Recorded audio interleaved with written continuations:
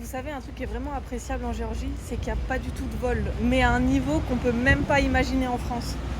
Quand on est arrivé, on était choqués de voir que les gens laissent leur vélo dans les rues, pas accroché. Par exemple, si un gamin veut aller prendre une bouteille d'eau dans une épicerie, bah, il laisse son vélo devant, contre la porte, et il va chercher sa bouteille d'eau. Personne n'accroche les vélos.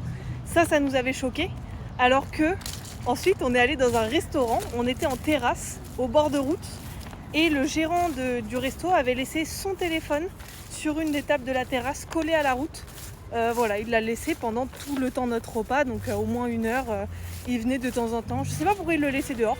Là aujourd'hui, je suis partie dans un café avec mon ordinateur, mon Mac à la main comme ça. J'aurais jamais imaginé pouvoir faire ça. Parce qu'en fait, pour moi, on va me l'arracher. Déjà, quand j'ai mon téléphone dans les mains à Paris, je le serre très fort parce que j'ai peur qu'on me l'arrache dans le métro ou quoi. Et là, bah, il est dans ma main, quoi, directement.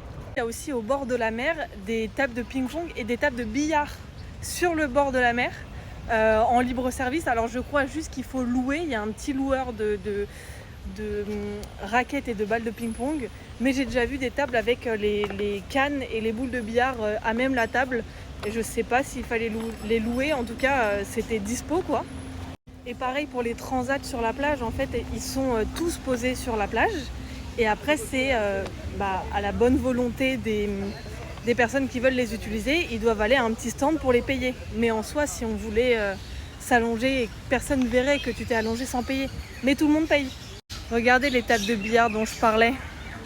Là-bas, il y a billard et là, le ping-pong.